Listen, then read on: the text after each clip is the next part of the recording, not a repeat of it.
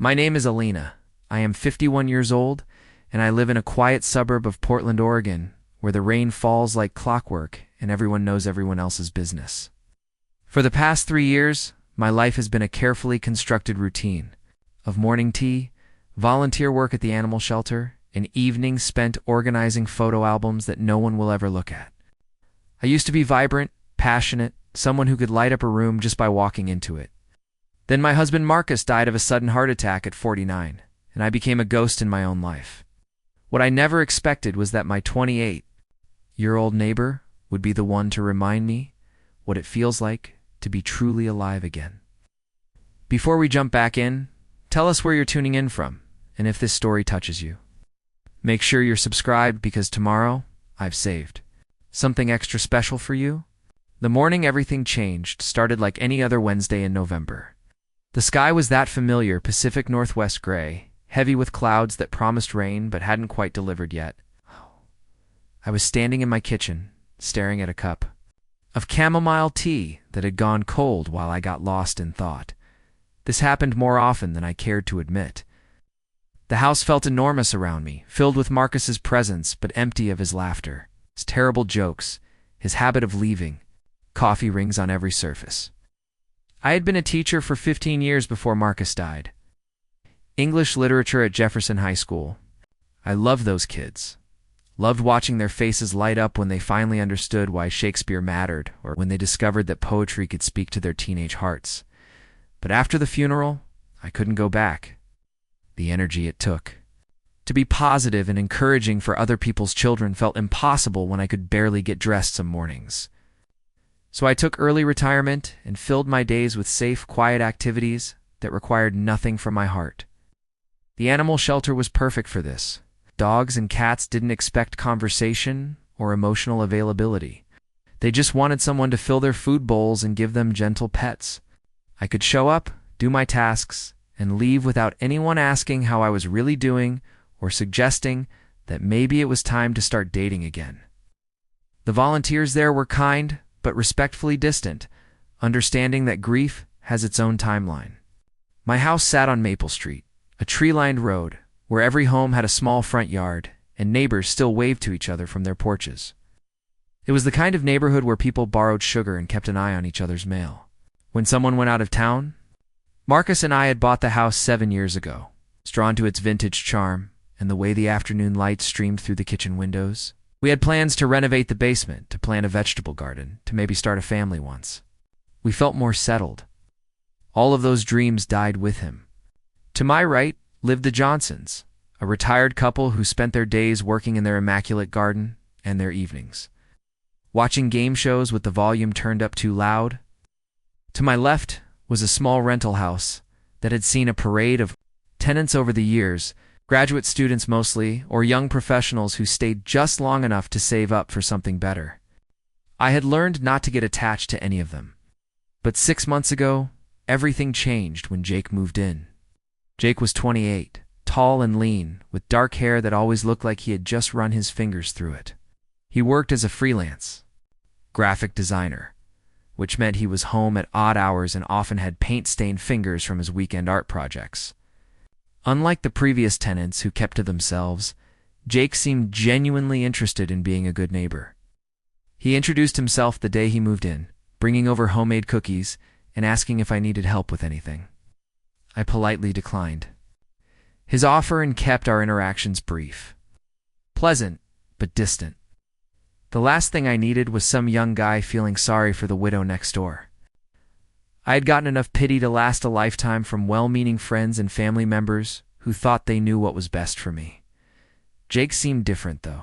He never looked at me with those sad, sympathetic eyes that made me feel like a charity case. He just treated me like a regular person, which was both refreshing and unsettling. Our first real conversation happened on a Saturday morning in late September. I was struggling to drag my garbage can back up my steep driveway. After the pickup, wincing as my lower back protested, the can was heavier than usual because I had finally cleaned out Marcus's closet the day before, filling bags with clothes that still smelled faintly of his cologne. The physical weight of the can seemed to mirror the emotional weight of letting go of his things. Jake appeared beside me without a word, taking the handle and easily pulling the can up to my garage. His movements were efficient and natural, like helping neighbors was something he did without thinking about it. When he handed me the handle, our fingers brushed briefly, and I felt something I hadn't experienced in years. Not attraction exactly, but awareness. It's a sudden realization that I was still a living, breathing woman and not just a collection of memories and routines. "Thank you," I said, surprised by how rusty my voice sounded. I realized it was the first time I had spoken to another person in 3 days. "No problem," he replied with an easy smile. "Those things are heavier than they look. You doing okay over there?" The question was casual, but his eyes were kind, genuinely curious rather than invasive. Most people asked how I was doing in that careful, tiptoeing way that made it clear they were afraid of my answer. Jake asked like he actually wanted to know. "I am fine," I said automatically, the response I had perfected over the past 3 years. But something about his straightforward manner made me add, "Just having one of those mornings, you know?" He nodded, like he understood completely, even though at 28, he probably had no idea what it felt like to lose the person you thought you would grow old with. "Well, if you ever need help with anything, I am usually around," he said. No strings attached. Just neighbors looking out for each other. Then he walked back to his house, leaving me standing there holding the garbage can handle and wondering why such a simple interaction had left me feeling so off balance. Over the next few weeks, our paths crossed more frequently. He would wave. From his front yard when I left for the shelter, I would see him carrying canvases and art supplies to his car, heading off to wherever it is that artists go to create. Sometimes he would be sitting on his front steps with his laptop, taking advantage of the brief moments when Portland's clouds parted to reveal actual sunshine. We exchanged polite greetings, small talk about the weather or the neighborhood. Nothing that lasted more than a few minutes. Preparing and narrating this story took us a lot of time, so if you are enjoying it, subscribe to our channel. It means a lot to us. Now back to the story. But I started noticing things about him that I probably should not have been paying attention to. The way he always held doors open for elderly Mrs. Chen from down the street, how he put out birdseed every morning and it attracted a small flock of colorful finches to his yard, the fact that he played guitar with his windows open on Sunday afternoons. Not loudly enough to disturb anyone, but just enough that I could hear the soft melodies drifting across our shared fence. There was something about Jake that reminded me of who I used to be, before grief flattened all my sharp edges. He had an energy that seemed to radiate outward, touching everything around him. When he talked to the mail carrier, the man would walk away with a smile. When he helped Mrs. Chen with her groceries, she would chatter away in broken English like they were old friends. He had a gift for making people feel seen and valued, and I began to understand why Marcus had been drawn. 2 people like that. My husband had possessed the same quality, the ability to make everyone feel like they were the most important person in the room. The realization that I was comparing Jake to Marcus should have alarmed me, but instead it felt like waking up from a long, dreamless sleep. For 3 years, I had been moving through my days like a sleepwalker, going through the motions, but not really living. Jake's presence next door was like a gentle alarm clock, slowly bringing me back to consciousness, without forcing me to face more than I could handle. One evening in early October, I was sitting on my back porch with a cup of tea, watching the sun set behind the mountains. The air was crisp with the promise of winter, and the maple tree in my yard was just beginning to turn the brilliant red that gave our street its name. I was thinking about Marcus, as I did every evening around this time. We used to sit out here, together, planning our weekends, or just enjoying the quiet companionship that comes with being truly comfortable with another person. I heard the soft sound of a guitar coming from Jake's yard and found myself listening more intently than usual. He was playing something melancholy and beautiful, a song I did not recognize, but that seemed to match the bittersweet mood of the approaching autumn. Without conscious thought, I moved closer to the fence that separated our properties. Drawn by the music and the way it seemed to give voice to feelings I had been unable to express, the song ended and I started to move away, not wanting to seem like I was spying on him. But then I heard his voice calling softly over the fence. "Elena, I know you are there. The music is better with an audience."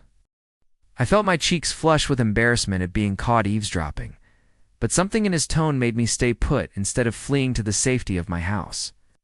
"How did you know I was listening?" I asked, still hidden by the tall wooden fence. "Between us, lucky guess," he said, and I could hear the smile in his voice. "Plus, Mrs. Chen told me you used to play piano. She said Marcus was always bragging about how talented you were." The mention of my husband's name should have sent me retreating back into my shell, but instead it felt like a gift. Most people avoided mentioning Marcus, as if his name was a forbidden word that might shatter my fragile composure. Jake spoke about him naturally, acknowledging his existence without treating it like a tragedy. "I did play," I admitted, surprised by my willingness to share this information. "A long time ago, classical mostly, some jazz. I stopped after he died. Could not seem to find the music anymore." There was a long pause, and I wondered if I had said too much. Revealed more vulnerability than was appropriate for a casual, neighborly conversation.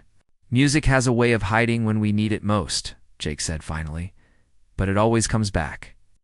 Sometimes it just needs to sneak up on us when we are not looking for it." His words were simple, but they hit me with unexpected force. I realized that I had been waiting for inspiration to strike, for the desire to play to return as suddenly as it had disappeared. It had never occurred to me that maybe I needed to meet it halfway. "Would you like to come over and listen?" Jake asked. "I have got some wine and a fire in the pit. It's no pressure, just neighbors sharing some music." The invitation was casual, but I could hear an underlying hopefulness that made my heart skip a beat. When was the last time someone had invited me to do something just for the pleasure of my company? A few social invitations I received these days were clearly motivated by concern for my well-being rather than genuine desire for my presence. "I should probably go inside," I said, already knowing that I was going to accept his invitation, but needing to maintain the pretense that I was still the same cautious, withdrawn person I had been that morning. "It is getting late and I have an early day tomorrow at the shelter." Another pause, and then Jake's voice again, gentler this time.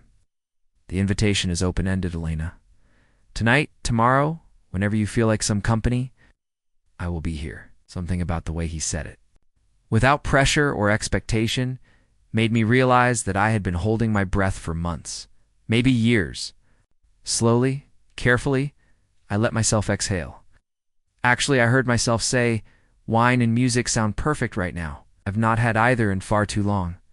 And with those words, I felt something shift inside me, like a door that had been locked for years was finally beginning to creak open. I walked around the fence and saw Jake sitting by a small fire pit in his backyard, his guitar resting against his knee and a bottle of red wine on a small table beside him. He looked up as I approached, and his smile was warm and genuine, free of the pity or careful concern I had grown so tired of seeing in other people's faces. "Welcome to my little sanctuary," he said, gesturing to a comfortable-looking chair across from him. "Make yourself at home." And for the first time in 3 years, I felt like maybe, just maybe, I was ready to do exactly that. That first evening, by Jake's fire pit, changed something fundamental inside me. Though I wouldn't fully understand the magnitude of that shift for weeks to come.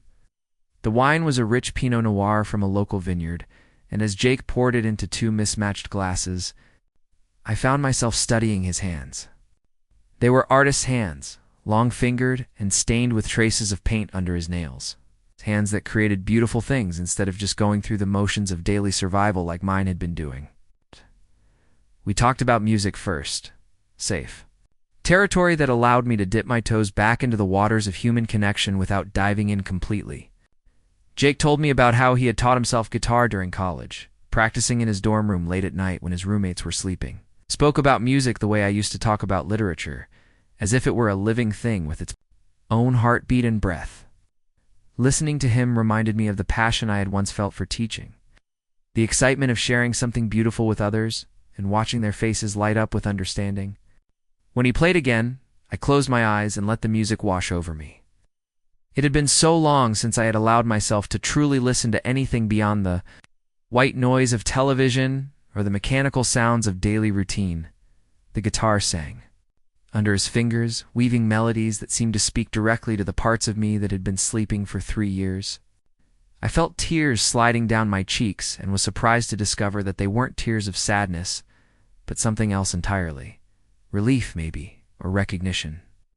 "You have beautiful technique," I said when the song ended, wiping my eyes with the back of my hand. "Marcus would have loved listening to you play. He was always trying to get me to learn guitar, said it would complement my piano playing." I smiled at the memory, realizing it was the first time in months that thinking about my husband had brought warmth instead of pain. "What kind of music did you two listen to together?" Jake asked, refilling my wine glass. His question was curious rather than careful, and I appreciated that he wasn't treating Marcus like a subject to be avoided. "We were eclectic," I said, surprised by how easily the words came. "Everything from Billie Holiday to Radiohead." Marcus had this theory that every emotion had a soundtrack, and he was always creating playlists for different moods.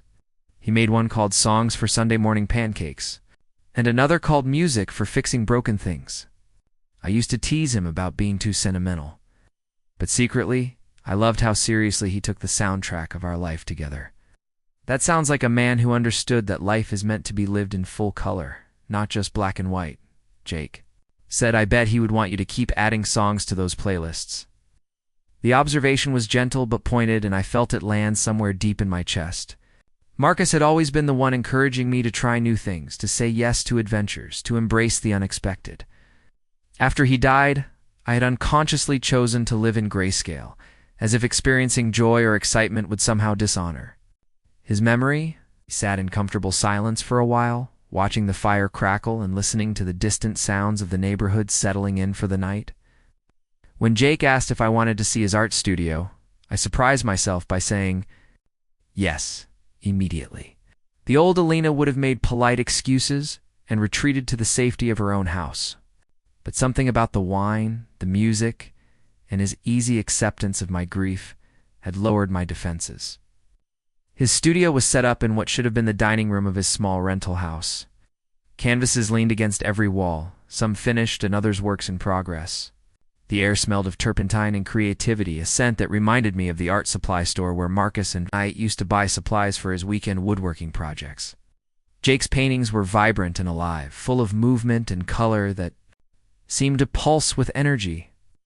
There were landscapes of the Oregon coast, abstract pieces that looked like emotions translated into brushstrokes, and portraits of people who looked like they had stories to tell.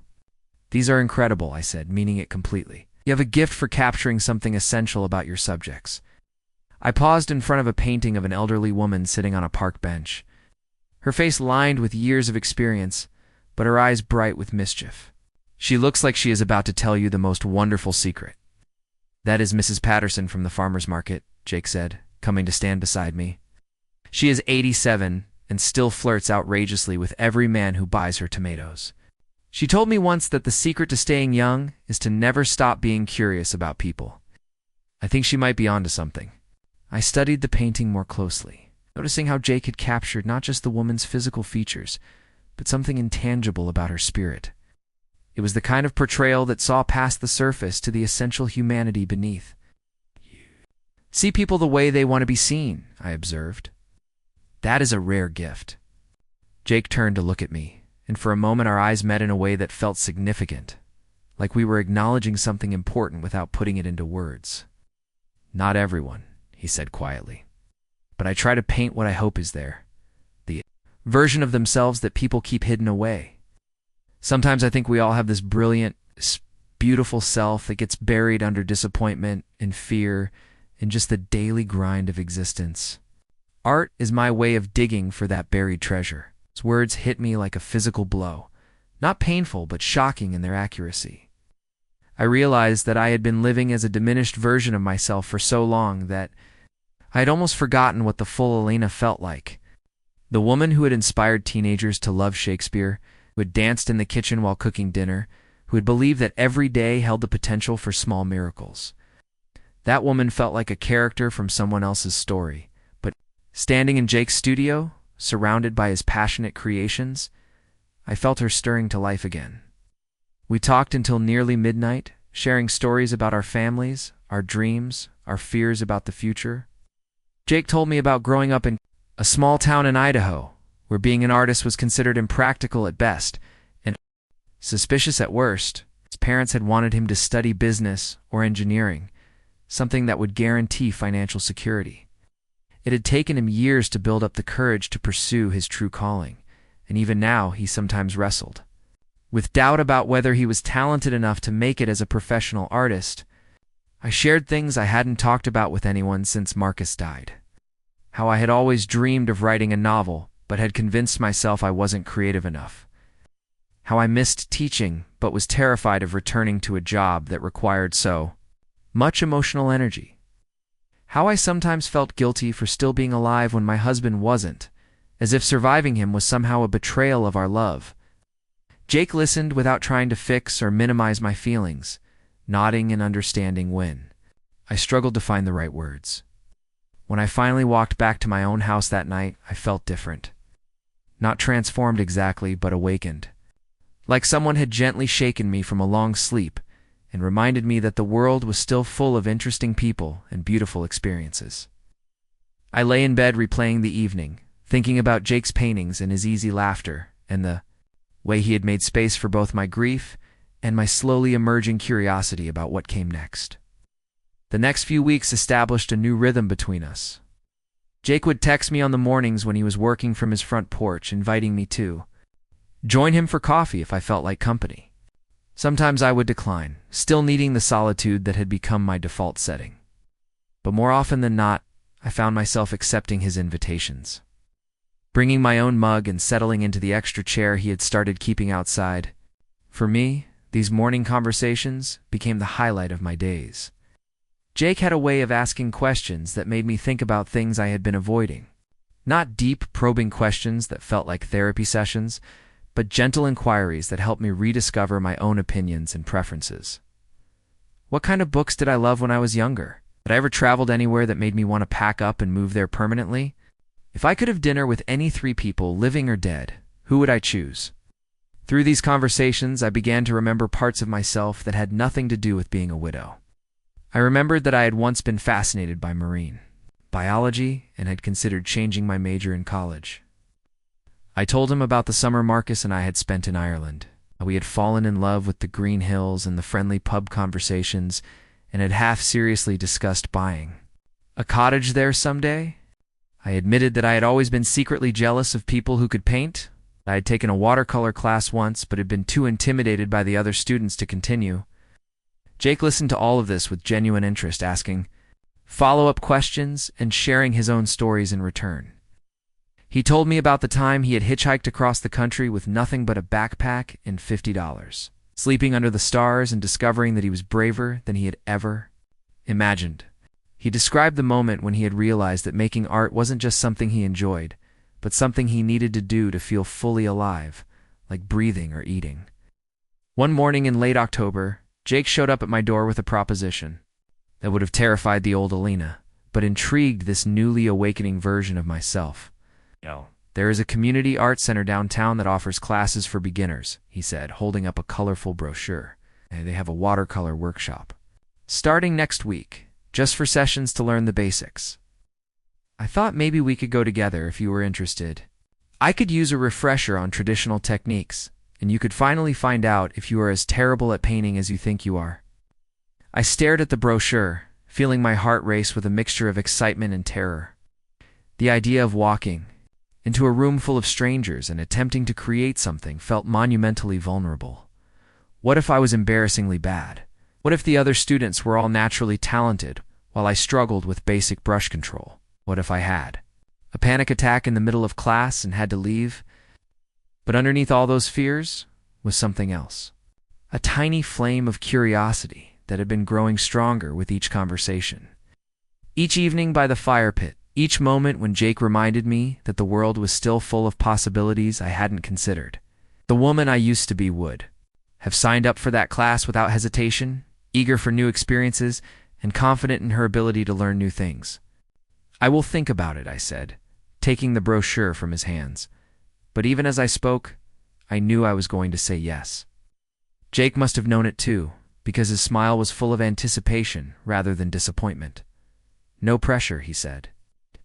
But I think you might surprise yourself with what you are capable of creating. Yes.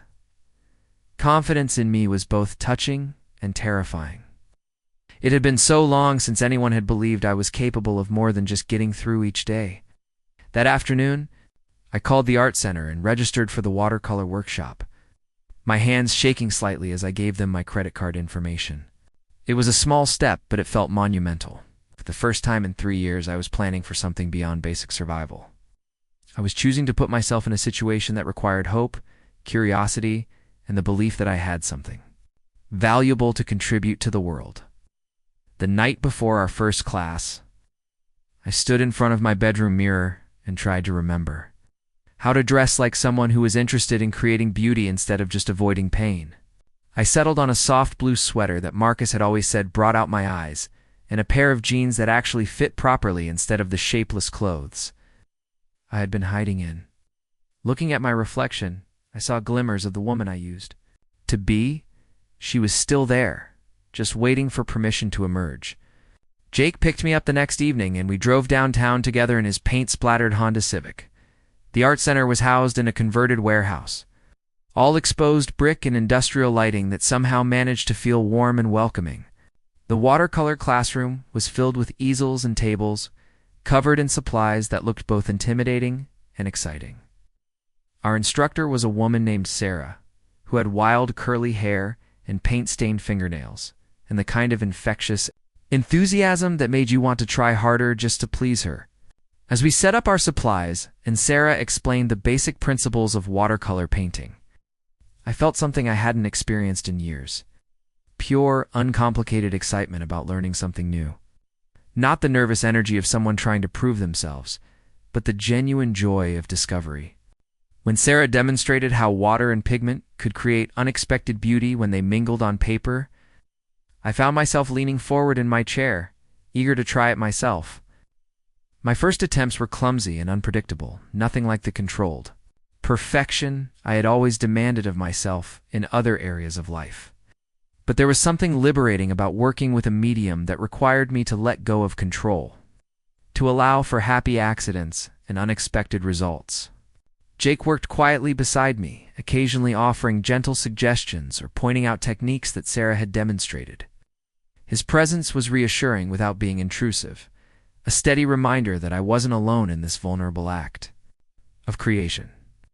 By the end of that first class, I had produced a small painting of a tree that looked more like a green blob with brown stick attached, but I was prouder of it than I had been of anything in years. Walking out of the art center with my still damp painting and a box of supplies, I felt lighter than I had since Marcus died. Not because I had forgotten my grief or moved on from missing him, but because I had remembered that there were other parts of me beyond the widow, the mourner, the woman who had lost her way. Jake drove me home in comfortable silence, both of us tired but energized by the evening's creative efforts. As we pulled into his driveway, he turned to me with a smile that seemed to contain all the warmth and possibility in the world. "So," he said, "how does it feel to be an artist?" I laughed, surprising myself with how genuine and unguarded the sound was. "Messy," I said. "Unpredictable. Completely terrifying." I paused, considering how to articulate the feeling that was blooming in my chest, and absolutely wonderful, I added. For the first time in years, I feel like I am creating something instead of just surviving something. Jake nodded like he understood exactly what I meant, and I realized that maybe, just maybe, I was ready to start believing in possibility again. The weeks that followed our first watercolor class became a master class in rediscovering who I was. Beneath the layers of grief and routine I had wrapped around myself like protective armor. Each Tuesday evening, Jake and I would drive to the art center together. And with each session, I felt myself becoming more adventurous, more willing to take risks with color and technique. But the real transformation was happening outside those classroom walls. In the small, daily choices I was making to engage with life instead of simply enduring it. It started with music. One morning in early November, I woke up with an old Nora Jones song stuck in my head, something Marcus used to play on Sunday mornings while he made his famous blueberry pancakes. Instead of pushing the memory away as I had trained myself to do, I found myself humming along before I could talk myself out of it. I walked to the piano that had been gathering dust in my living room for 3 years and lifted the lid. My fingers found the keys hesitantly at first, like greeting an old friend after a long absence.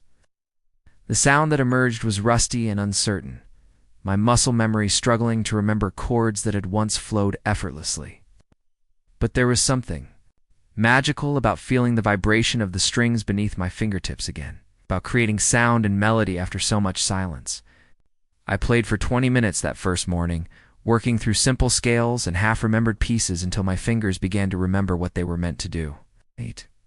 Jake must have heard me playing from his yard because later that afternoon, he knocked on my door with a huge grin on his face. "I heard music coming from your house today," he said. "Sounded like someone was coming back to life in there." His words should have embarrassed me, but instead they filled me with a pride. Had almost forgotten how to feel.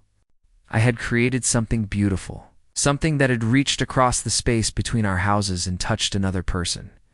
That evening, Jake invited me to a local open mic night at a coffee shop downtown. Nothing fancy, he assured me, just local musicians sharing their work in a supportive environment. The old Elena would have immediately declined, content to keep her musical explorations private and safe. But this new version of myself, the one who was learning to paint and remember how to laugh, found herself saying yes before her logical mind could intervene. The coffee shop was called The Grind, a cozy place with mismatched furniture and walls covered in local artwork.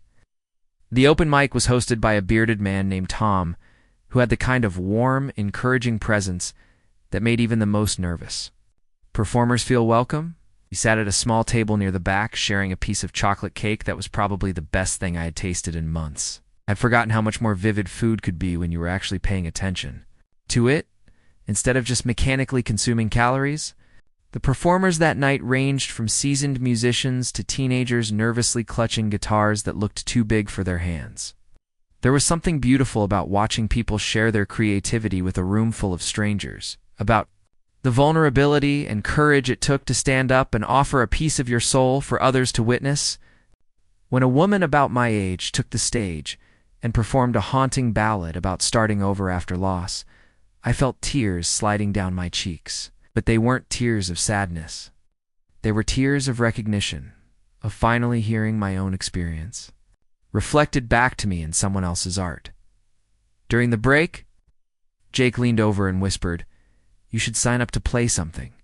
I nearly choked on my coffee, shaking my head frantically. "I am nowhere near ready for that," I protested. "I can barely remember how to play chopsticks, let alone perform for strangers." But Jake's expression was serious, not pushy, but genuinely convinced. "Elena," he said quietly, "I have been listening to you practice through the walls for weeks now. You may be rusty, but the music is still there. More importantly, you have something to say. The world needs to hear your version of hope."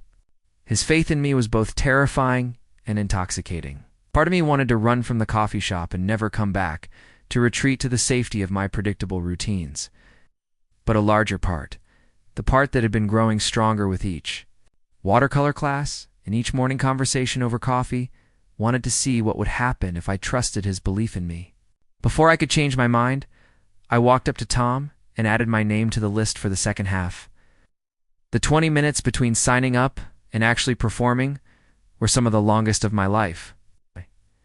My hands shook as I sipped my coffee, and I must have changed my mind about what to play at least 5 times. Jake sat beside me, not trying to calm my nerves with empty reassurances, but simply being present, a steady anchor in the storm of my anxiety. When Tom finally called my name, Jake squeezed my hand and said, "Just remember why you started playing again. Play for him, play for you, play for everyone who needs to remember that beautiful things can grow from broken places." Walking to the small stage area felt like crossing an ocean. The room wasn't large, maybe 30 people scattered around small tables, but it felt like Madison Square Garden to my nervous system. I sat down at the old upright piano, adjusted the bench, and placed my hands on the keys. For a moment, I couldn't remember how to breathe, let alone play music. Then I closed my eyes and thought about Marcus, about the Sunday mornings and his terrible singing voice and the way he used to dance around the kitchen when his favorite songs came on the radio. I played Moon River, the same song that had been drifting through my mind all week. My technique wasn't perfect, and I stumbled over a few passages. But something magical happened as the familiar melody filled the room. The anxiety melted away, replaced by pure connection to the music and to the memory of the man who had taught me that every emotion deserved its own soundtrack. When I reached the final notes, the room was completely silent for what felt like an eternity. Then the applause began, warm and genuine and lasting longer than I could have imagined. As I walked back to my table, people smiled at me and nodded approvingly. An elderly man near the front gave me a thumbs up, and the woman who had sung about loss earlier caught my eye and mouthed thank you. But the most meaningful response came from Jake, whose eyes were bright with unshed tears and whose smile contained more pride than I had seen directed at me in years. "That was incredible," he said as I sat back down. "You didn't just play that song, you lived it. Everyone in this room just witnessed something real and beautiful, and it came from you." The drive home was quiet but charged with a new kind of energy.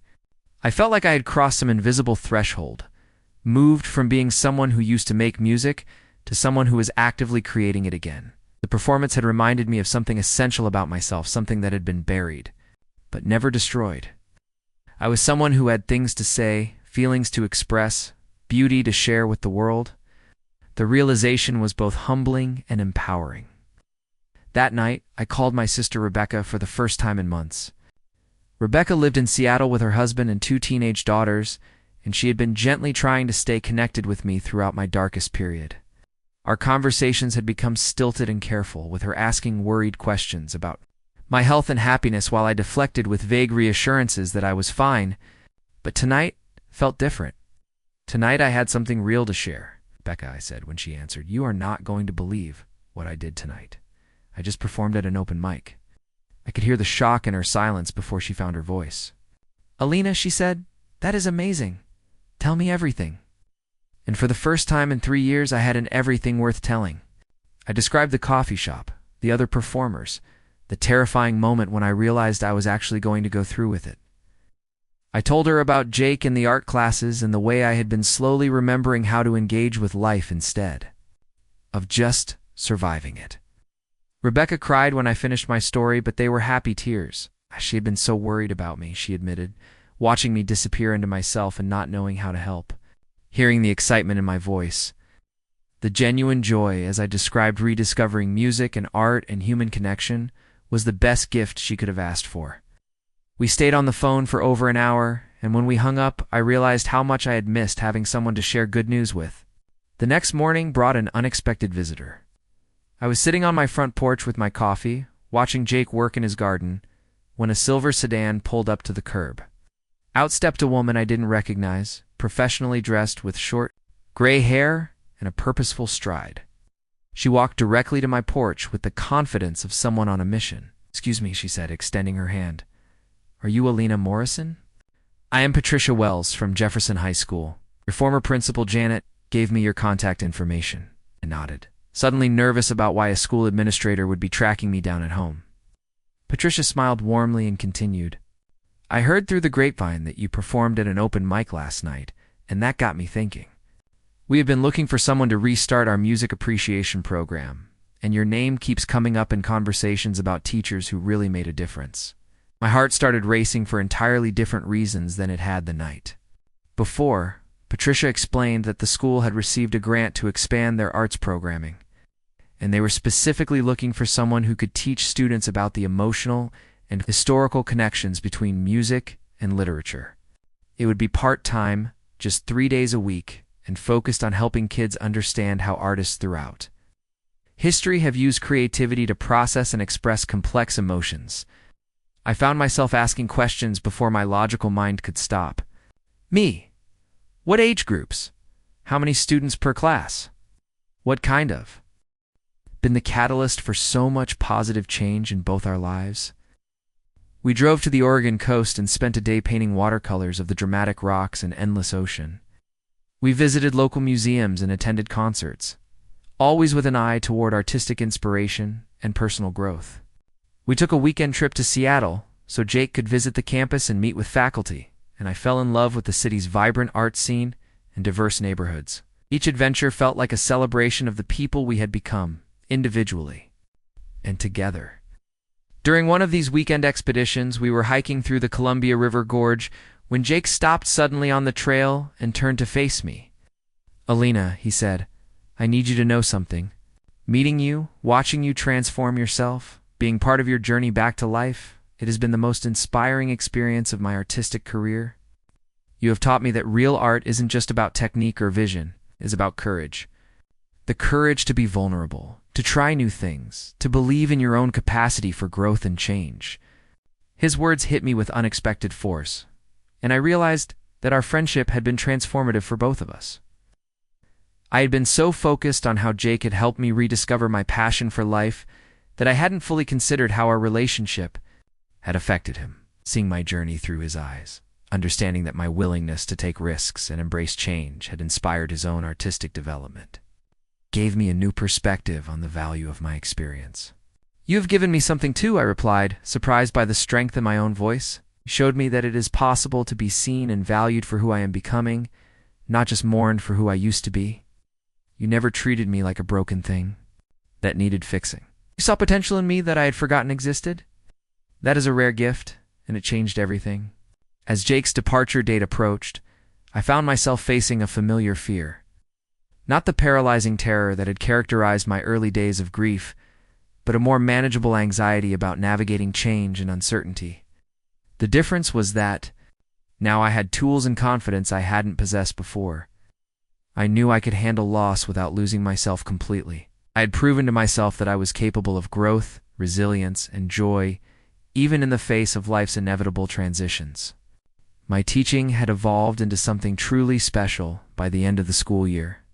Students were creating multimedia projects that combined music, poetry, visual art, and personal narrative. Parents were commenting at conferences about how much their teenagers were enjoying English class for the first time in years. My colleague Janet, the principal who had recommended me for the position, pulled me aside in May to tell me that my classes had become legendary among students. The kids were requesting to be placed in my section specifically, but perhaps the most meaningful validation came from an unexpected source. Marcus, the guitar-playing student whose name had initially startled me, approached me after our final class of the year. "Mrs. Morrison," he said, "I want you to know that this class probably saved my life. After my grandmother died, I was really struggling with depression and anger. But learning about how other people have used art to process grief, and having a safe space to share my own music and writing, it helped me understand that my feelings were normal and that creativity could be a way through the darkness instead of just a distraction from it."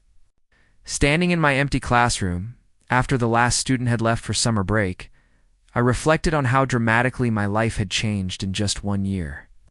The woman who had knocked on Jake's door in a panic about flooding, who had been afraid to answer the phone or leave her house for anything beyond basic necessities, had become someone who stood confidently in front of classrooms full of teenagers and helped them navigate their own emotional landscapes through art and literature.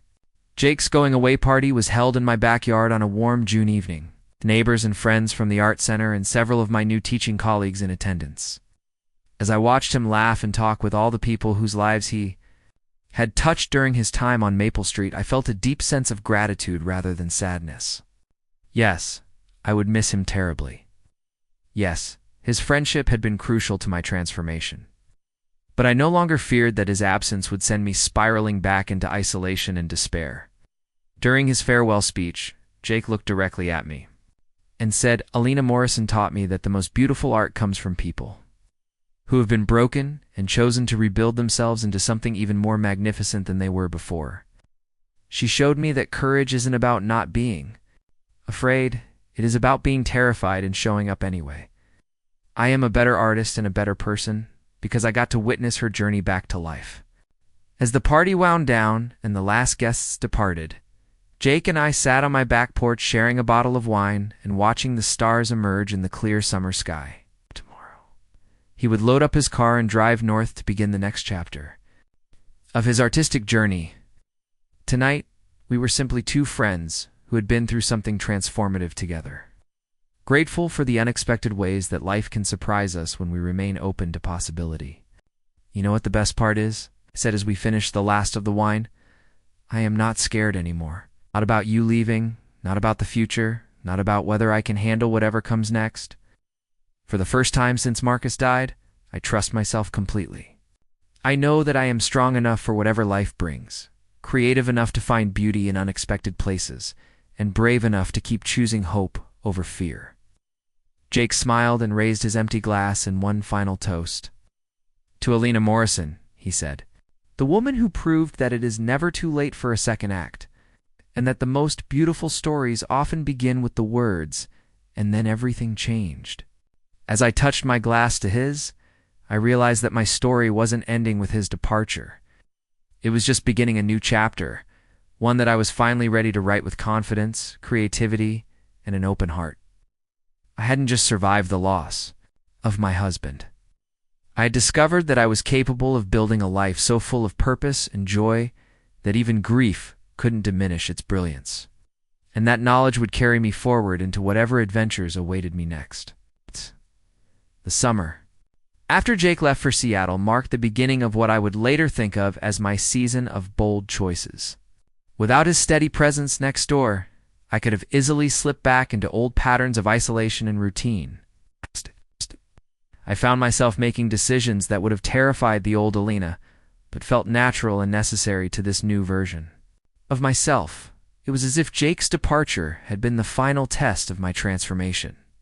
Proof that my newfound confidence wasn't dependent on external validation, but had become an integral part of who I was. The first bold choice came in July, when I received an unexpected phone call from the Portland Community Arts Council. They had heard about my innovative teaching methods and wanted to offer me a position developing a summer program for at-risk teenagers, kids who had been failed by traditional educational approaches and needed something different. The program would combine music therapy, creative writing, and peer mentoring. Exactly the kind of interdisciplinary approach I had been experimenting with in my regular classes. The program director, a dynamic woman named Carmen Rodriguez, explained that they were looking for someone who understood that art could be medicine, that creativity could be a pathway to healing for young people dealing with trauma, addiction, family dysfunction, and mental health challenges. As she described the position, I felt that familiar flutter of excitement mixed with terror that had become my signal that something was worth pursuing. 3 years ago, I would have immediately declined such an offer, convinced that I wasn't qualified to work with troubled youth, or that my own struggles with grief made me unsuitable for helping others. But sitting in my kitchen that morning, listening to Carmen describe kids who reminded me so much of my most engaged students, I heard myself saying yes before my rational mind could interfere. When I hung up the phone, I realized I had just committed to spending my summer working with 15 teenagers who had been written off by almost everyone else in their lives. The program met in a converted warehouse in Southeast Portland, space that had been transformed into studios for visual art, music production, and writing workshops. On my first day, I walked into a room full of young people who looked like they had mastered the art of defensive indifference. They ranged in age from 14 to 18, and their stories were heartbreaking. There was Maria, whose father had been deported when she was 12, leaving her to help raise 3 younger siblings. There was Dante, who had been in and out of foster care since he was 7, and expressed himself primarily through angry rap lyrics. There was Zoe, a brilliant writer who had stopped attending school after her mother's suicide attempt. Instead of starting with icebreakers or team-building exercises, I decided to begin the same way I had with my regular students, with honesty about my own journey. I told them about Marcus, about the 3 years I spent convinced that my life was over, about the night I knocked on my neighbor's door and discovered that asking for help could be the beginning of healing rather than a sign of weakness. I explained that I wasn't there to fix them or save them, but to explore together. How creativity could be a tool for processing difficult emotions and imagining different futures. The response was immediate and powerful. These kids who had been talked at and analyzed and medicated and institutionalized recognized authentic vulnerability when they heard it. Dante, the angry rapper, was the first to speak up. He said he had never had an adult admit to being broken before, that most of the counselors and social workers in his life acted like they had all the answers. He asked if I really believed that making art could help with feelings that felt too big and too dark to handle. That question launched us into our first real conversation about the relationship between creativity and emotional survival. We listened to music by artists who had transformed their pain into powerful art. We studied the lyrics of Johnny Cash, Tupac, Joni Mitchell, and Nina Simone, analyzing how they had used their work to process everything from addiction to heartbreak to social injustice. We read poetry by Maya Angelou and Langston Hughes, writers who had found ways to transform personal and collective trauma into something beautiful and meaningful. But the real magic happened when the kids started creating their own responses to what we were studying. Maria wrote a bilingual poem about identity and belonging that brought tears to my eyes. Dante composed a song about resilience that was raw and honest, but also hopeful in a way that surprised him. Zoe began working on a short story about a girl who discovers that her mother's mental illness doesn't define the limits of their relationship. Each piece of art became a small act of reclamation, a way for these young people to take ownership of their narratives instead of being defined by their circumstances. 3 weeks into the program, something extraordinary happened. The kids began mentoring each other, offering feedback and encouragement in ways that were both supportive and challenging. They formed study groups and collaborative projects without any prompting from the adult staff. Most importantly, they started talking openly about their goals and dreams, not just their problems and limitations. The warehouse began to feel less like a remedial program and more like a community of artists who happened to be young and dealing with difficult circumstances. One particularly powerful moment came when Zoe shared a piece of writing about her mother's mental health struggles. After she finished reading, there was a long silence before Maria spoke up. She said that her own mother had battled depression after her father's deportation, and that she had felt so alone trying to support her family while dealing with her own grief and anger. The conversation that followed was unlike anything I had ever witnessed in an educational setting. Teenagers, who had been taught to see themselves as problems to be solved, were recognizing their shared humanity and finding strength in their vulnerability. By the end of the summer, the program had transformed not just the participants, but also me. Working with these resilient, creative, deeply feeling young people had reminded me of something essential about the purpose of education. It wasn't about transferring information or preparing students for standardized tests. It was about helping them discover their own voices, their own capacity for growth and change, their own ability to create meaning from even the most challenging circumstances. The success of the summer program led to another unexpected opportunity. Carmen asked if I would be interested in developing a curriculum that could be replicated in other cities, essentially creating a blueprint for arts-based therapy programs for at-risk youth. The idea of my teaching methods being used to help young people across the country was both humbling and exhilarating. I spent the rest of the summer writing lesson plans, creating resource guides, and developing training materials for other educators who wanted to incorporate these approaches into their own work. As the new school year approached, I found myself energized in ways I hadn't experienced since my early days of teaching.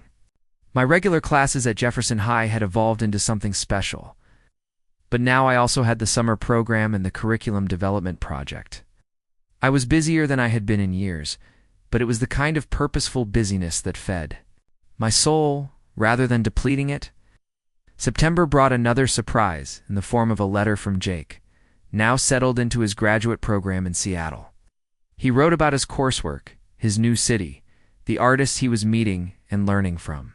But the most meaningful part of the letter was his description of the painting series he was developing based on our time together.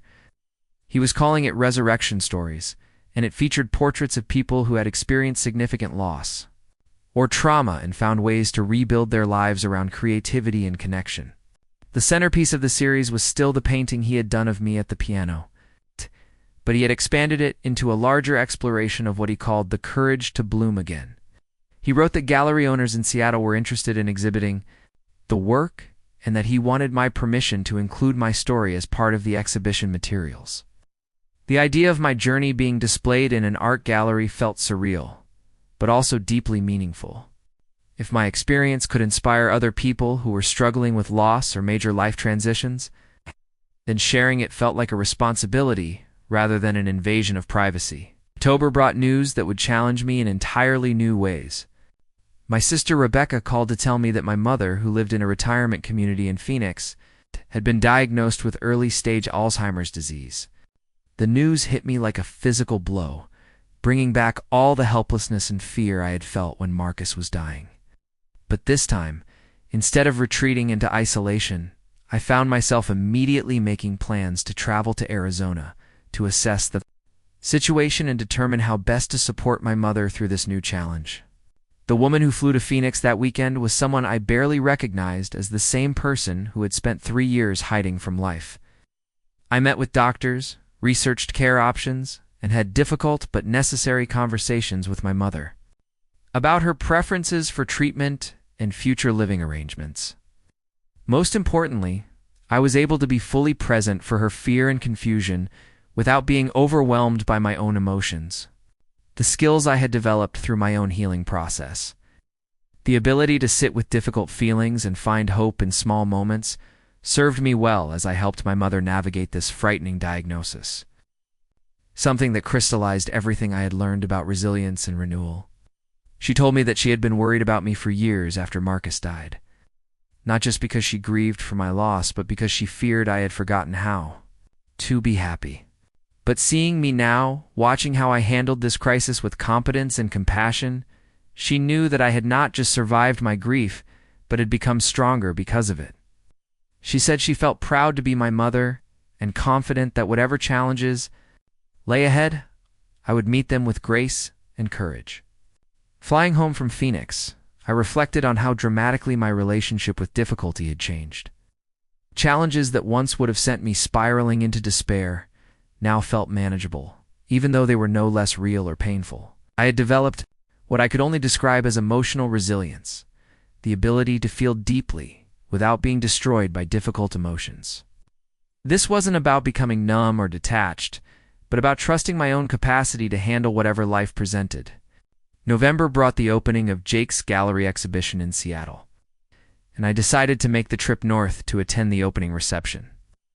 Walking into the gallery and seeing my painting displayed alongside portraits of other people who had found ways to transform their lives was an overwhelming experience.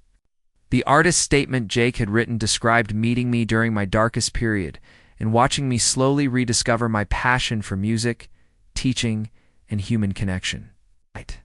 He wrote about the courage it takes to remain open to love and beauty after experiencing profound loss.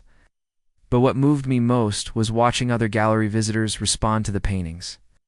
I overheard conversations about people recognizing their own stories in the portraits, about feeling inspired to pursue creative projects they had been putting off, about being reminded that it was never too late to make significant changes in their lives. Art was doing what art does best, creating connections between strangers and offering new perspectives on universal human experiences. During the reception, I met several other people whose stories Jake had included in the series.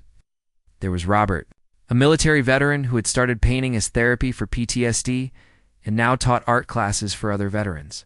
There was Linda, a woman who had returned to school at 60 to become a social worker after her children were grown. There was David, a man who had started a nonprofit organization helping homeless youth after his own son had struggled with addiction. Each of their stories was different, but they all shared a common thread of transformation through creative expression and service to others. As December approached and the first anniversary of Jake's departure neared, I realized that I no longer thought of his leaving as an ending, but as a catalyst for my own continued growth. His friendship had been essential to my initial healing, but the person I had become was capable of sustaining that growth independently. I had built a life rich with purpose, creativity, and meaningful relationships. I was contributing to my community in ways that felt authentic and valuable. Most importantly, I trusted myself to continue evolving and taking on new challenges. The winter months brought a proposal that would test that confidence in unexpected ways. The success of the summer arts program had attracted attention from education officials at the state level, and I was invited to present my curriculum at a national conference for educators working with at-risk youth. The idea of standing in front of hundreds of teachers and administrators from across the country was terrifying. but it was also an opportunity to potentially impact thousands of young people I would never meet directly. Preparing for that presentation forced me to articulate what I had learned about the relationship between creativity, healing, and education. I wrote about how my own experience with loss had taught me that traditional educational models often failed students who were dealing with trauma or significant life challenges. I explained how arts-based approaches could provide alternative pathways to engagement and learning for kids who didn't respond to conventional teaching methods. Most importantly, I shared data showing how students in our programs had improved, not just academically, but also in terms of emotional regulation, peer relationships, and future planning. The presentation in Washington, D.C. was one of the most nerve-wracking and rewarding experiences of my professional life. Standing at the podium, looking out at an auditorium full of educators, I felt the same mix of terror and excitement that had characterized all my most meaningful moments of growth over the past 2 years. But when I began speaking about the young people I had worked with, about Maria and Dante and Zoe, and all the others who had taught me as much as I had taught them, the nervousness disappeared. I was simply sharing something I believed in passionately with people who needed to hear it. The response was overwhelming. Educators lined up after my presentation to ask questions, share their own experiences, and request copies of my curriculum materials. I received invitations to consult with school districts, speak at other conferences, and collaborate on research projects studying the effectiveness of arts-based interventions. What had started as a personal journey of healing had evolved into something much larger, a professional mission that felt both fulfilling and sustainable. Flying home from D.C., I thought about how unpredictable life could be. For years earlier, I had been convinced that the best part of my life was over, that I would spend my remaining years simply managing grief and loneliness. Instead, I had discovered that some of the most meaningful work of my life was just beginning. I had found ways to transform my own experience with loss into tools for helping others navigate their own challenges. I had built a career that felt more authentic and impactful than anything I had done before. As the plane descended into Portland, I looked out the window at the city lights below and felt a deep sense of gratitude for the journey that had brought me to this moment. The woman sitting in seat 12A was someone who trusted herself completely, who believed in her own capacity for continued growth and contribution. She was someone who had learned that healing wasn't about returning to who you were before trauma, but about becoming someone even more compassionate, resilient, and alive than you had ever imagined possible. She was someone who had discovered that the most beautiful chapters of life often begin with the words, and then everything changed. And that the courage to write those chapters was always available to anyone brave enough to pick up the pen. Year I turned 52 became what I would later call my year of impossible possibilities. It started with a phone call that arrived on a Tuesday morning in February. It's one of those gray Portland days when the rain falls sideways and the whole world seems wrapped in mist. I was grading papers at my kitchen table, a cup of Earl Grey steaming. Beside me, when the phone rang with an unfamiliar number from New York City, the voice on the other end belonged to Dr. Sarah Chen, the Director of Educational Innovation at Columbia University's Teachers College. She had heard my presentation at the national conference and had been following the research data coming out of our arts-based programs in Portland. What she told me next made me set down my red pen and give her my complete attention. Columbia was launching a new graduate program focused on creative therapeutic education, and they wanted me to help design the curriculum and potentially join the faculty as a visiting professor. The opportunity was staggering in its scope and implications. This wasn't just about expanding my work to help more students, though that was certainly part of it. This was about fundamentally changing how educators were trained to work with young people dealing with trauma, mental health challenges, and learning differences. The program would prepare teachers, counselors, and social workers to use artistic expression as a primary tool for healing and education, rather than just an occasional supplement to traditional methods. Dr. Chen explained that they had received a substantial grant from a foundation established by parents who had lost their teenage daughter to suicide. The family had learned that their daughter had been struggling for years, but but had never found healthy ways to express her pain or connect with adults who could help her process her emotions. They were determined to fund programs that might prevent other families from experiencing similar tragedies, as Dr. Chen described the vision for the program. I felt that familiar combination of excitement and terror that had become my compass for meaningful opportunities. The position would require me to spend part of each year in New York, developing coursework, teaching graduate students, and conducting research on the effectiveness of arts-based interventions. It would also involve traveling to schools and community centers across the country, training educators, and evaluating programs. The old Elena would have immediately focused on all the reasons why she wasn't qualified for such a prestigious position. She would have worried about leaving her comfortable routine in Portland, about whether she had the academic credentials to work at an Ivy League institution, about whether her unconventional background would be accepted by traditional educational researchers. But this new version of myself found herself asking different questions. How many young people could benefit from better trained educators? How many teachers were struggling to connect with traumatized students and needed better tools? How many families might be spared devastating losses if we could create more effective early intervention programs? I told Dr. Chen I would need time to consider the offer, but even as I spoke, I knew I was going to accept. That evening, I called Jake in Seattle to share the news. His excitement was immediate and infectious, and hearing his enthusiasm reminded me of something important. The people who truly care about us want to see us grow and take on challenges that match our capabilities, even when those challenges require us to move outside our comfort zones. Jake told me about his own recent developments, his resurrection stories. The exhibition had been so well received that he had been invited to show the work in galleries across the Pacific Northwest. And he was planning a book that would combine his paintings with written stories from the people he had portrayed. He also mentioned something that made my heart skip a beat. He had been offered a position as artist-in-residence at a community center in Portland for the following year, which would bring him back to the city where our friendship had begun. The conversation with Jake crystallized something important. For me, our friendship had survived distance and major life changes because it was built on mutual support for each other's growth rather than dependence or fear of abandonment. Knowing that he would be returning to Portland made accepting the Columbia position feel less like abandoning my home base, and more like embarking on an adventure with a safety net of meaningful relationships waiting for me.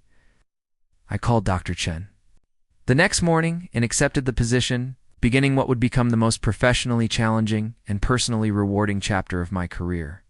The months that followed were a whirlwind of preparation, research, and curriculum development. I spent spring break in New York meeting with faculty, touring the campus, and beginning to understand the scope of what we were trying to accomplish. Columbia's Teachers College was intimidating at first. It's filled with brilliant academics whose research I had been reading for years. But I quickly discovered that my practical experience working with struggling students was exactly what the program needed. While other faculty members brought theoretical frameworks and research methodologies, I brought real-world knowledge about what actually worked in classrooms and community centers.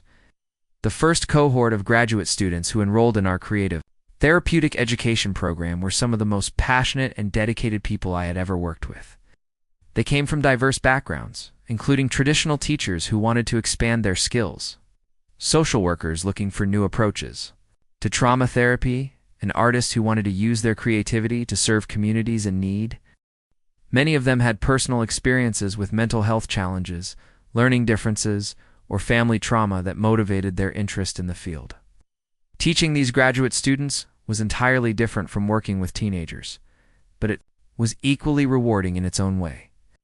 These were adults who had chosen to dedicate their careers to helping young people, and they brought a level of commitment and intellectual curiosity that pushed me to articulate my methods in more sophisticated ways.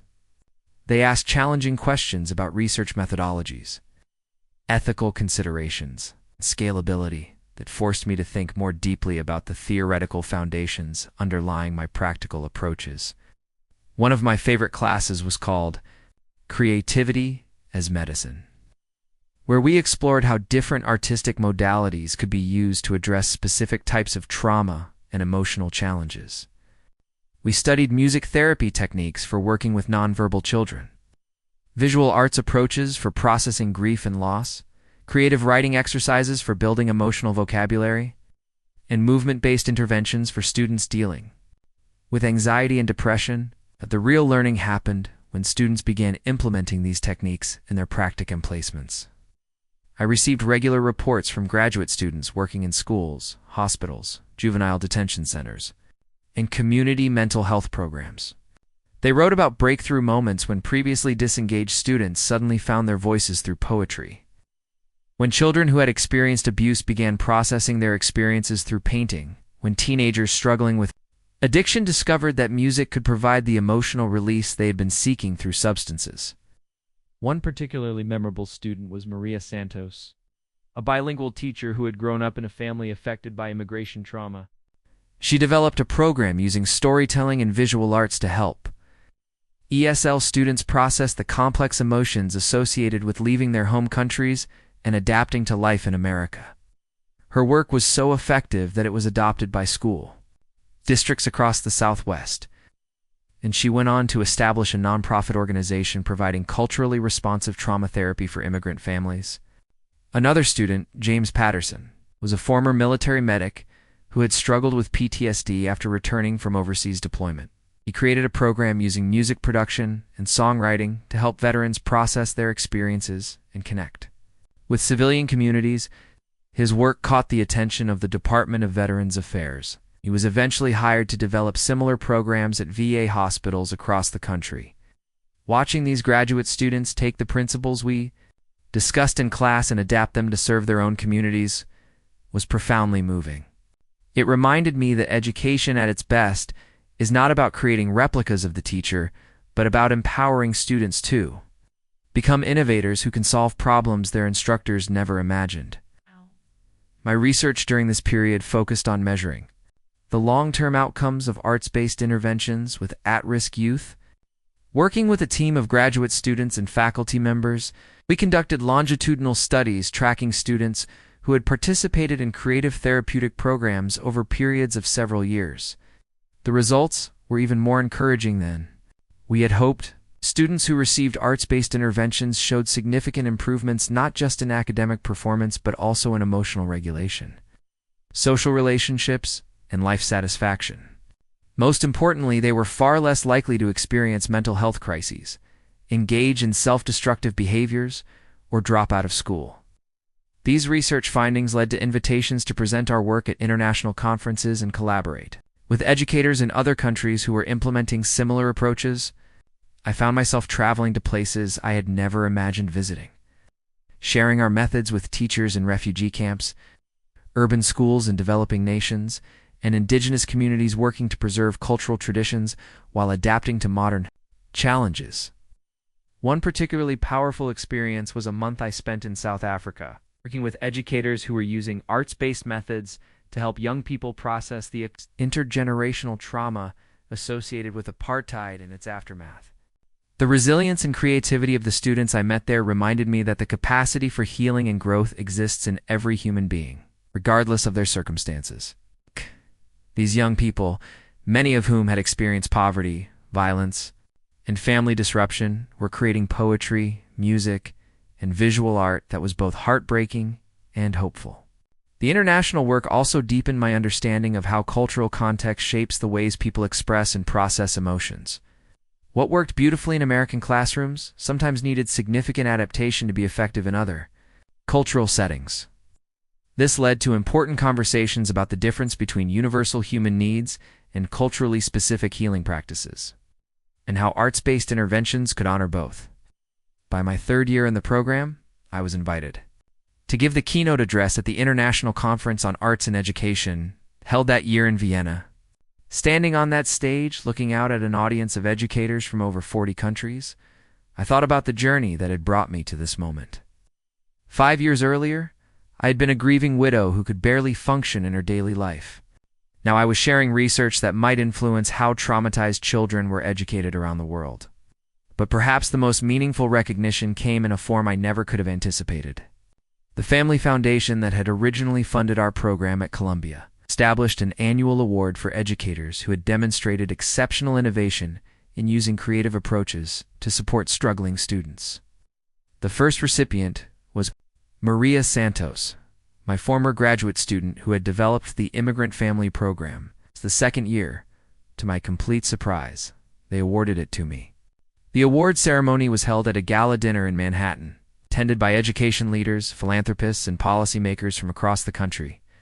When they called my name and I walked to the podium to accept the award, I felt a profound sense of completion. Not because my work was finished, but because I had fully integrated all the different parts of my experience into something coherent and meaningful. In my acceptance speech, I talked about the night I had knocked on Jake's door.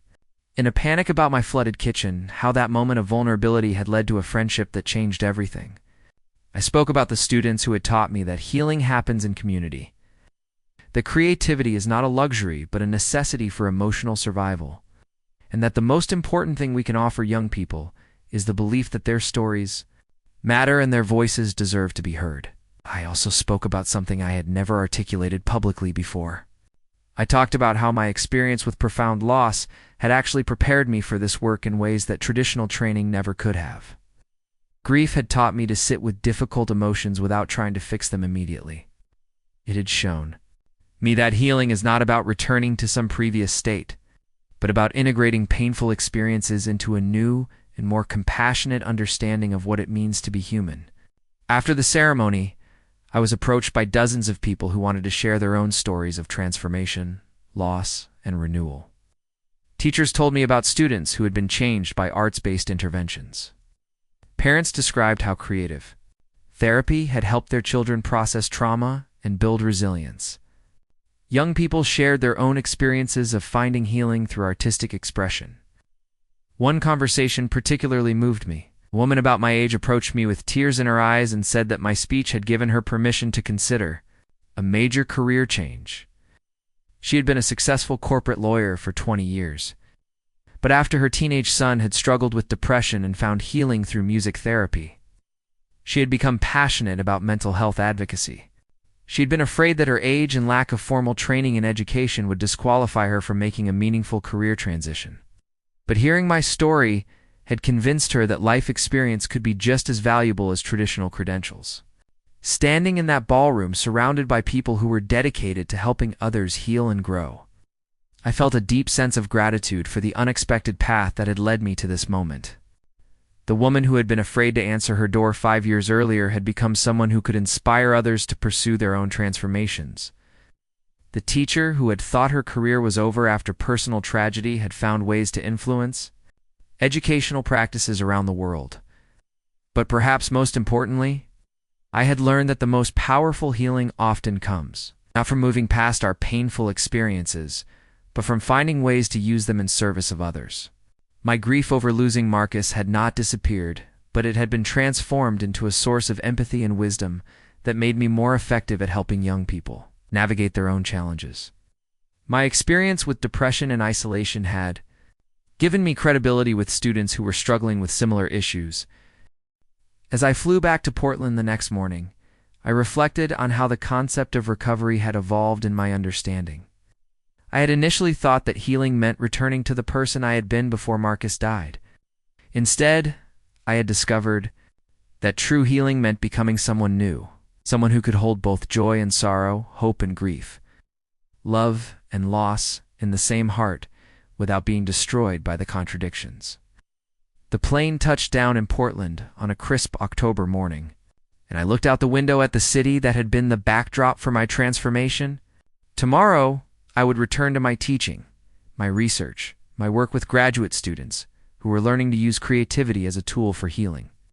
Next month, Jake would return from Seattle, and we would resume our friendship from this new place of mutual growth and accomplishment. But tonight I would sit at my piano, the same instrument that had been silent for 3 years after Marcus died, and play music that celebrated both the love I had lost and the life I had found. Because that is what recovery really means, not forgetting the past or moving beyond it, but learning to create beauty that honors both where we have been and where we are going. Aid in that creation, in that daily choice to transform pain into purpose. We discover that we are capable of more resilience, more joy, and more contribution than we ever imagined possible. The music we make from our broken places turns out to be the most beautiful song of all. The unexpected call came on a Thursday evening in November, just as I was settling in with a cup of tea and the latest research papers from my graduate students. The voice on the other end was unfamiliar but urgent. Identifying herself as Dr. Jennifer Walsh from the Children's Hospital of Philadelphia, she explained that she had been following my work in creative, therapeutic education and had a proposition that would challenge everything. I thought I knew about the scope of healing through artistic expression. Dr. Walsh was the director of a new pediatric trauma unit specifically designed for children who had experienced severe abuse, neglect, or other forms of complex trauma. Traditional therapy approaches were often ineffective with these young patients, many of whom were nonverbal, or had learned to distrust adults so completely that conventional counseling seemed impossible. The hospital was looking for innovative approaches that might reach children where traditional methods had failed. What she described next took my breath away. They wanted to create an immersive healing environment where artistic expression wasn't just one component of treatment, but the primary language through which children could begin to process their experiences and rebuild their sense of safety and self-worth. The unit would include art studios, music rooms, movement therapy spaces, and even a small theater where children could explore storytelling and dramatic play as pathways to healing. The position she was offering would be unlike anything I had ever done. I would serve as the director of creative healing initiatives, working directly with children ranging in age from 3 to 17 who had survived some of the most horrific experiences imaginable. It would require relocating to Philadelphia for at least 2 years, leaving behind the life I had carefully constructed in Portland and the academic prestige of Columbia to work in the trenches of childhood trauma. The old Elena would have been terrified by such a proposition. The responsibility of working with severely traumatized children, the pressure of developing entirely new therapeutic protocols, the personal emotional toll of being immersed in such pain and suffering on a daily basis would have seemed overwhelming. But as Dr. Walsh spoke, I found myself thinking about all the young people I had worked with over the past few years, how their capacity for resilience and growth had continually surprised and inspired me. I told Dr. Walsh I would need time to consider her offer, but something deep inside me already knew what my answer would be. That night, I sat at my piano and played through some of the pieces that had been most meaningful during my own healing journey. As the music filled my living room, I thought about Marcus and what he would have said about this opportunity. Had always believed that our greatest gifts were meant to be used in service of others, especially those who were most vulnerable and in need of hope. The next morning, I called Jake to share the news. His response was immediate and characteristically direct. "Elena," he said, "this is exactly the kind of work you were meant to do. Everything that has happened in your life, all the pain and growth and discovery, it has all been preparing you for this moment. You have to say yes." His confidence in me was both comforting and challenging, pushing me to see myself through his eyes rather than through the lens of my own fears and insecurities. I spent the weekend researching childhood trauma and the latest developments in expressive therapy techniques. What I learned was both devastating and hopeful. The statistics about childhood abuse and neglect were staggering, but there was also emerging research suggesting that creative interventions could be remarkably effective in helping traumatized children rebuild their capacity for trust, emotional regulation, and healthy relationships. On Monday morning, I called Dr. Walsh and accepted the position. The months that followed were a whirlwind of preparation, research, and emotional readiness training. I studied trauma-informed care practices, learned about the neurological impacts of severe abuse on developing brains, and consulted with experts in play therapy, art therapy, and somatic healing approaches. But perhaps the most important preparation came from spending time with children who had already begun their healing journeys. Dr. Walsh arranged for me to visit similar programs in other cities, observing how creative interventions were being used in talking with young survivors who were willing to share their experiences. One visit that particularly impacted me was to a residential treatment center in Boston, where I met a 7-year-old girl named Sophie, who had been removed from her home after years of severe neglect and emotional abuse. When I first saw her, she was sitting alone in the art room, methodically tearing pieces of colored paper into tiny fragments. The art therapist explained that Sophie had not spoken a single word since arriving at the center 3 months earlier. I sat down beside Sophie without speaking, picked up some colored paper of my own, and began tearing it into shapes. After a few minutes, she looked up at me with curious eyes. I smiled gently and continued working, occasionally arranging my paper fragments into simple patterns. Slowly, almost imperceptibly, Sophie began arranging her torn pieces alongside mine. We worked together in silence for nearly an hour, creating a collaborative mosaic of colored fragments that somehow felt both chaotic and beautiful. As I prepared to leave, Sophie did something that brought tears to my eyes. She carefully gathered up our collaborative artwork and handed it to me, making eye contact for the first time. The art therapist later told me that this was the first time Sophie had voluntarily interacted with a new adult since her arrival. At that moment, I understood viscerally what Dr. Walsh had been trying to convey about the power of creative expression to reach children where words could not. When I finally arrived in Philadelphia in January to begin my new role, I carried with me not just professional knowledge and experience, but a deep sense of purpose that felt almost sacred. The Children's Hospital was unlike any institution I had ever worked in, filled with both heartbreak and hope in equal measure. The new trauma unit was still under construction, but the vision for what it could become was already taking shape. My first months were spent working with architects and designers to create spaces that would feel safe and inspiring rather than clinical and institutional. We incorporated natural light wherever possible, used warm colors and soft textures, and designed flexible spaces that could be adapted to meet individual children's needs and preferences. Every decision was made with trauma-informed principles in mind, understanding that these children had experienced environments where they had no control or agency. The team I worked with was extraordinary, composed of medical professionals, mental health specialists, and creative therapists who shared a commitment to seeing each child as a whole person rather than just a collection of symptoms or diagnoses. There was Dr. Patricia Reyes, a child psychiatrist who had pioneered integrative approaches to trauma treatment. There was Michael Thompson, a music therapist who specialized in working with nonverbal children.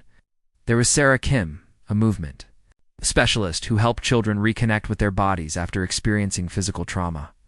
Our first patient was an 8-year-old boy named David who had been found living alone in an abandoned building after his mother disappeared. He had been caring for himself for an unknown period of time and was severely malnourished and emotionally shut down. Traditional assessments were impossible because David would not speak to adults and became agitated when anyone tried to approach him directly. Instead of forcing interaction, we simply made creative materials available in his room and allowed him to explore them at his own pace. For the first week, he ignored everything we offered. Then one morning, we found that he had used crayons to draw on the walls of his room. Most staff members would have seen this as destructive behavior, but I recognized it as his first attempt to communicate with us. Working with David taught me lessons about patience, trust, and the timeline of healing that no textbook could have provided. It took months before he was willing to make eye contact with any of us, and even longer before he spoke his first words. But gradually, through art and music and play, he began to tell us his story. Not in linear narrative form, but through colors and sounds and movements that conveyed his experiences more powerfully than words ever could have. The breakthrough moment came 6 months into his treatment when David created a painting that clearly depicted himself hiding in a dark space while a larger figure searched for him. For the first time, he was able to externalize his trauma and begin processing the terror and loneliness he had experienced. That painting became the foundation for months of therapeutic work. As David slowly learned to trust that he was safe and that the adults in his life would protect rather than harm him, working with children like David was simultaneously the most challenging and most rewarding experience of my professional life. Day brought moments of heartbreak as I witnessed the devastating effects of adult cruelty on innocent children. But it also brought moments of profound hope as I watched these same children demonstrate incredible resilience and capacity for healing when provided with safety, creativity, and unconditional positive regard. One particularly powerful case It was a teenage girl named Maria who had been trafficked for several years before being rescued by law enforcement.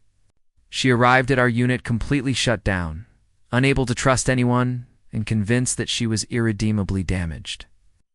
Traditional talk therapy was impossible because she had learned that sharing information about herself could be dangerous. Instead, we offered Maria the opportunity to work with clay, a medium that allowed her to create and destroy without judgment or interpretation from adults. For weeks, she would spend hours sculpting figures and then violently destroying them, working through rage and grief that had no other outlet. Gradually, the sculptures began to survive longer before being destroyed, and eventually she began creating pieces that she chose to preserve. The day Maria created a sculpture of a bird breaking free from a cage was a turning point in her healing journey. She had found a metaphor for her own experience that felt empowering rather than victimizing. That sculpture led to conversations about freedom, hope, and the possibility of building a life defined by her choices rather than her trauma. Maria eventually became one of our most powerful advocates, sharing her story with other survivors, and demonstrating that healing was possible even after the most severe trauma. My work at the Children's Hospital also involved training other professionals in creative, therapeutic approaches and developing protocols that could be replicated in other treatment settings. I found myself traveling frequently, teaching workshops for medical professionals, social workers, and educators who wanted to incorporate expressive therapies into their practice with traumatized children. One of the most meaningful aspects of this work was seeing how creative interventions could transform not just the children we served, but also the adults who worked with them. Nurses reported feeling more connected to their young patients when they could engage through art rather than just medical procedures.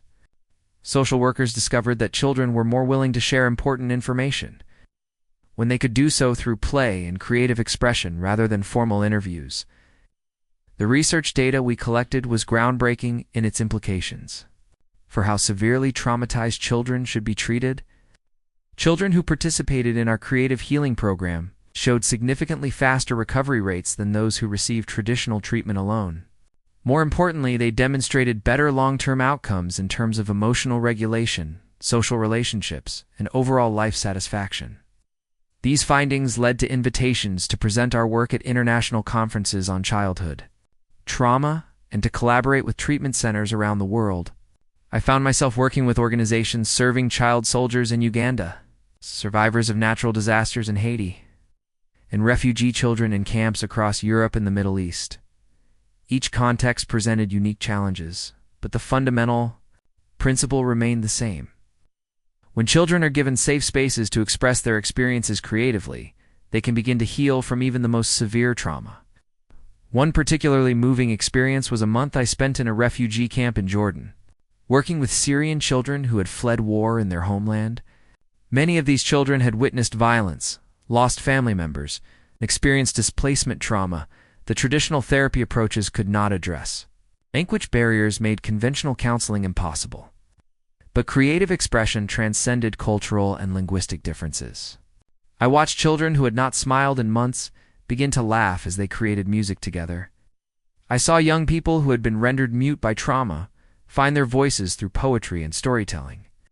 Most powerfully, I witnessed children who had lost their sense of identity and belonging create collaborative artworks that helped them maintain connections to their cultural heritage. While adapting to their new circumstances, the work was emotionally demanding in ways I had never anticipated. Being immersed in childhood trauma on a daily basis required developing new forms of self-care and emotional resilience. I learned to compartmentalize more effectively, to find ways to leave work at work while still maintaining the empathy and emotional availability that my young patients needed from me. But I also discovered reserves of strength and purpose that I had never known I possessed. Every small breakthrough with a traumatized child felt like a victory, not just for them, but for the fundamental human capacity to heal and grow. A moment when I watched a young person discover their own creative voice was a reminder that hope could survive even in the darkest circumstances. 3 years into my work at the Children's Hospital, I received news that would forever change how I understood the reach and impact of creative healing approaches. The United Nations had been following our research and wanted to partner with us to develop global protocols for using expressive therapies with children affected by war, natural disasters, and other forms of mass trauma. The invitation to work on an international scale was both humbling and overwhelming. It would mean expanding our methods to serve potentially millions of children around the world who had experienced trauma but had no access to traditional mental health services. It would require developing training programs that could be implemented by local community members rather than requiring extensive professional credentials. Standing in my apartment in Philadelphia that evening, looking out at the city lights, and reflecting on the journey that had brought me to this moment, I felt a profound sense of completion and anticipation. The woman who had once believed her life was over after losing her husband had become someone whose work might touch the lives of traumatized children across the globe. But perhaps more importantly, I had learned that healing is not a destination, but a continuous process of growth, service, and renewal. Every child I worked with taught me something new about resilience and hope. Every breakthrough in their healing journey reminded me of the extraordinary capacity human beings possess to transform pain into purpose, trauma into wisdom, and despair into determination to help others. As I prepared for bed that night, I thought about Marcus and how proud he would be of the woman I had become, not because I had forgotten him or moved on from our love, but because I had found ways to honor that love by using my experience with loss to serve others who were struggling with their own forms of suffering. The life I was living was not the one we had planned together, but it was a life filled with meaning, purpose, and the deep satisfaction that comes from knowing your existence makes a positive difference in the world. Tomorrow would bring new challenges, new children to serve, new opportunities to demonstrate that healing is always possible when we approach it with creativity, patience, and unconditional love. And I would meet those challenges with the confidence that comes from knowing that the most beautiful lives are often built from the pieces of the ones that came before, transformed through courage into something even more magnificent than we ever dared to imagine. Up next, you've got two more standout stories right on your screen. If this one hit the mark, you won't want to pass these up. Just click and check them out. Don't forget to subscribe and turn on the notification bell so you don't miss any upload from us.